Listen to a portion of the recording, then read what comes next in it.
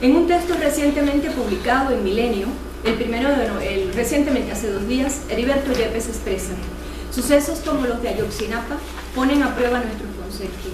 Las élites comentaristas de los territorios dominados usan ideas de las ciencias sociales y humanidades de una época previa. No es necesario Foucault o Snowden para saber que no existe nada llamado vida personal, pero se insiste en que Ayotzinapa fue pérdida de vidas personales de jóvenes. Ayotzinapa fue un atentado contra un grupo micropolítico compuesto de decenas de mexicanos, de los que existen millones, un perfil que nada tiene de individual. Caras, deseos, descontentos, sus vidas eran iguales a las de los millones de cuerpos aquí y allá. Ayotzinapa no pertenece al orden de lo biográfico, sino al de lo biopolítico. Cuando hace 2 días leí este texto, inmediatamente pensé en otro, ese es el que está proyectado, que escribía Eduardo Gruner a propósito de los acontecimientos vividos en Argentina en diciembre del 2001 y en el que expusiera la necesidad de mover el pensamiento. Para Gruner, a partir del 2011, y esto sirva para pensar la necesidad de movilizar el pensamiento en momentos de crisis, todas las ciencias sociales y humanas se han visto en la obligación de repensar sus categorías, al menos en Argentina. Y digo al menos en Argentina porque creo que en la academia, en México, nos ha faltado realmente movilizar el pensamiento, es mi punto de vista. Creo que más lo han hecho los periodistas que los académicos. Y cito a Gruner, que es esa cita que ustedes tienen: cuando el pensamiento está en estado de intemperie y sin embargo es necesario aferrarse a él para ser capaces de responder a las urgencias del momento, lo que verdaderamente importa es ponerse en movimiento. En estas breves páginas retomo una escritura que en el periodo de apenas 1 año ha acelerado la propia realidad.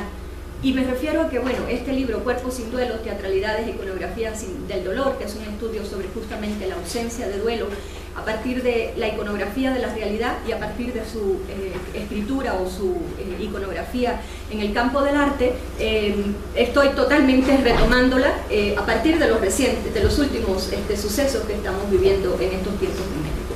Por eso digo que retomo una escritura que ha sido acelerada por la propia realidad para volver a mirar, para seguir pensando las circunstancias de una vida o de una sobrevida, diría, bajo el imperio del terror y el poder de dar la muerte.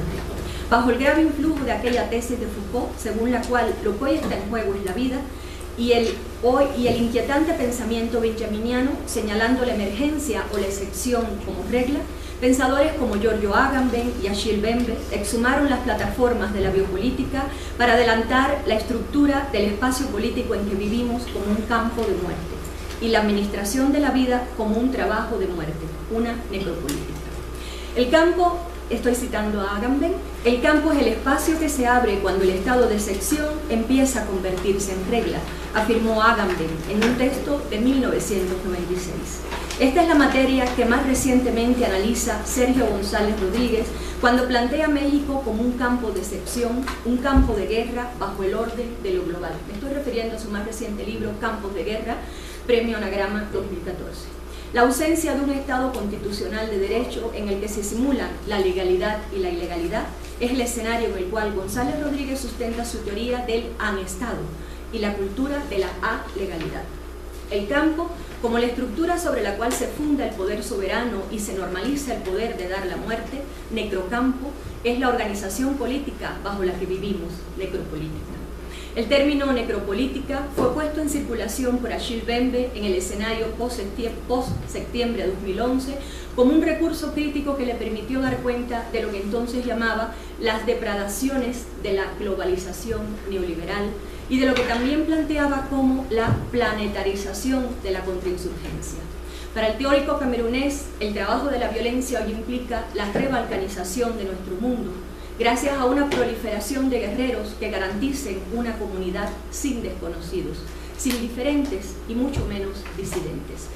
Vale decir que el término de necropolítica como de necropoder lo desarrolla Agamben justamente para expresar las políticas de exterminio y terror que se desarrollan desde hace mucho tiempo y hasta hoy en los territorios palestinos. Mbembe ha insistido en señalar las funciones asesinas del Estado, estoy citando a Mbembe, las funciones asesinas del Estado, como distribución de la muerte y poder de dar la muerte, introduciendo la noción de necropoder como manifestación específica del terror actual para repensar el despliegue soberano de los poderes de dar la muerte. colocó los términos de necropoder y necropolítica para dar cuenta de los diversos modos en que las armas y las máquinas de guerra son hoy desplegadas en la creación de mundos de muertos. La noción de necropolítica me interesó por su potencia para disparar la mirada y volver a mirar el modo en que los poderes de la muerte se han desplegado en México. Sin duda pensamos en las tácticas para la ejecución y diseminación de la muerte que los señores del Gorgoneion, me estoy refiriendo a la imagen de la Gorgona, de Medusa, que los señores del Gorgoneion han puesto en circulación. Pero los mitos del terror se desplazan en máquinas de guerra y en los cuerpos del orden. Es imposible no decir que se trata de un solo monstruo de varias cabezas. No es la vida lo que está ni ha estado en el centro de la política, sino el despliegue limitado de las máquinas de guerra, tanto la de los ejércitos como los cuerpos paraestatales, en producir la muerte para exterminar la naturaleza. A ese despliegue de estrategias para dar la muerte y hacer visibles sus señales, escenificándolos en los espacios públicos como un texto corporal que tiene el propósito de diseminar determinada pedagogía del terror, por supuesto, entre comillas, cumpliendo su función como envíos de un necropoder, es lo que reflexiono como necroteatro. La idea de un teatro de la muerte no se inscribe en el teatro de la memoria de la muerte expuesto por Tadeusz Kantor, sino que se ha ido construyendo bajo el influjo de las ideas de Achille Bende en torno al necropoder y la necropolítica, al teatro punitivo estudiado por Foucault, a las teatrocracias de Georges Valandier y sobre todo desde mi propia condición cronotópica, acotada por nuestra contingencia y por el deseo de hacer del trabajo de muerte un trabajo de mirada. Los espacios de muerte son inmediatamente reconocidos por el modo en que se disponen las estrategias de visibilidad. Los autores de estas escenas ejercen una política del terror que incide irremediablemente en los actos de mirada. Los regímenes de esta visibilidad están condicionados por el modo en que pretenden incidir en las políticas de la mirada como dispositivo fundamental para desplegar pedagogías terroríficas.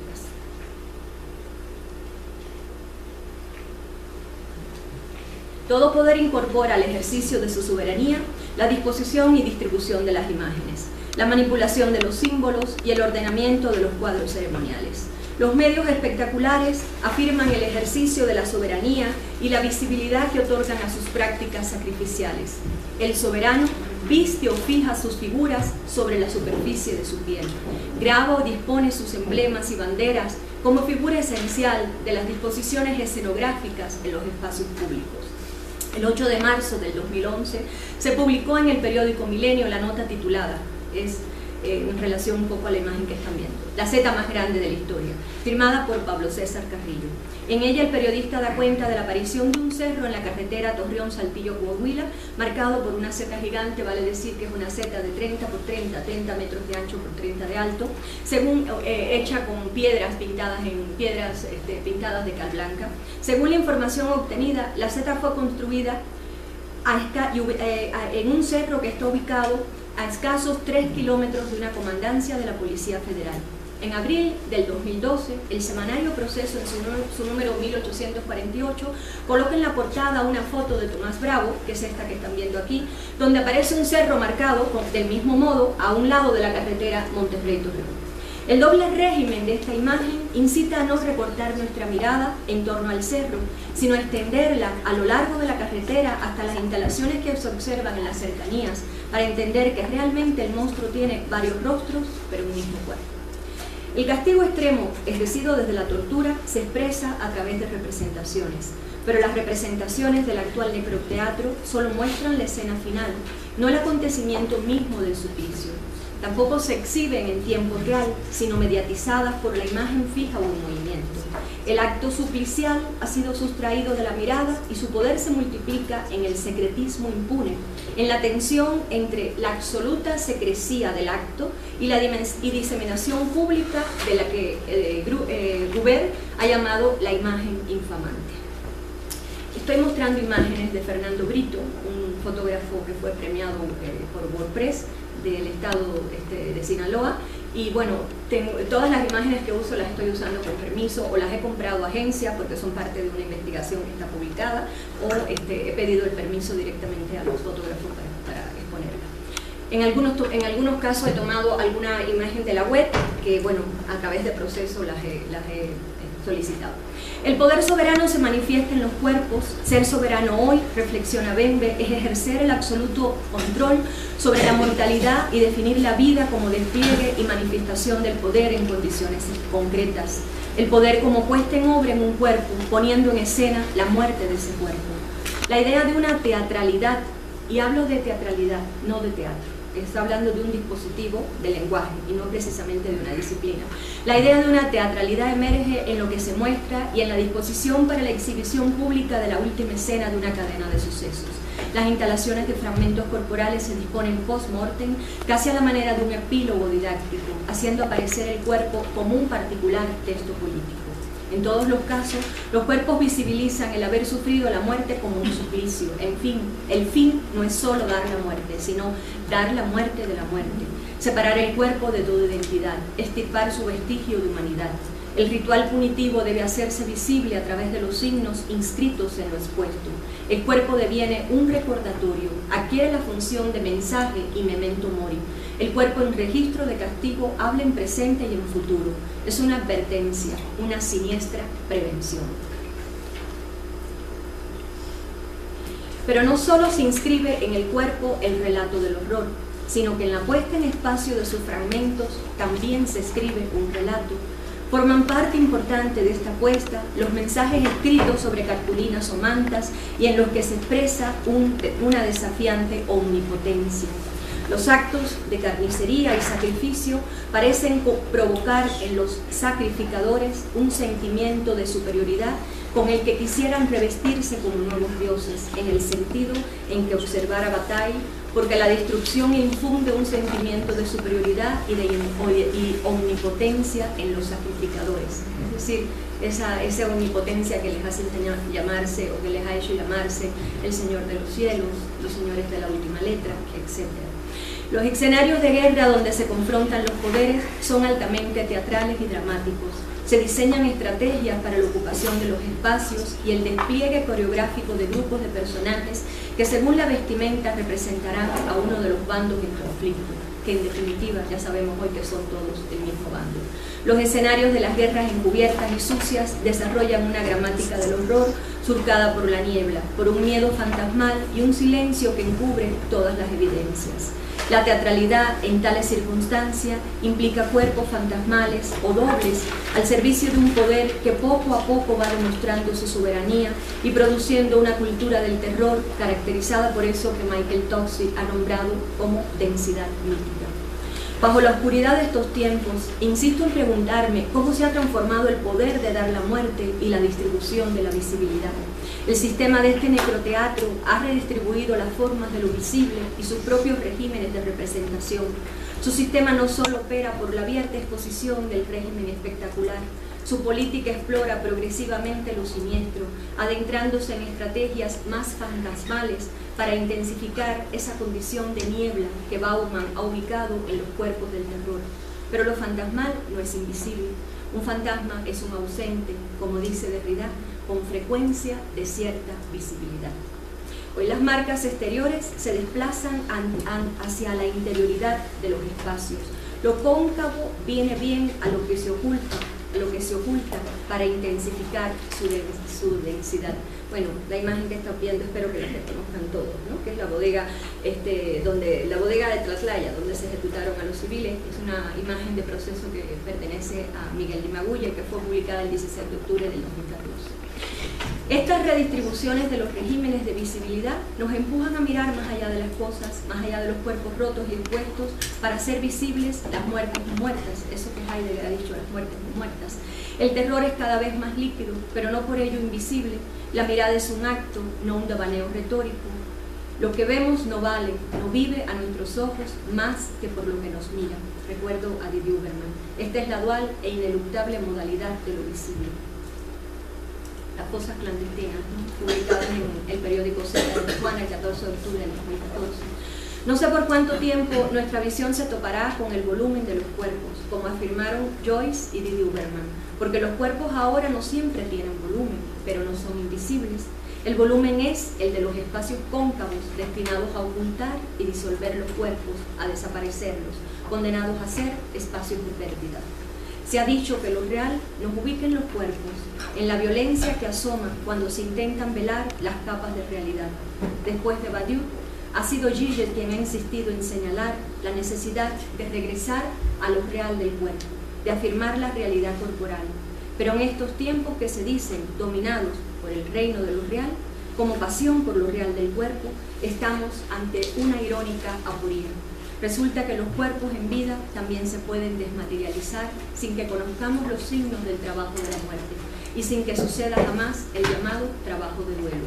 El campo de guerra en el que vivimos parece tener como objetivo el exterminio de la naturaleza en su forma más siniestra, desmaterializando la materia, anulando los cuerpos.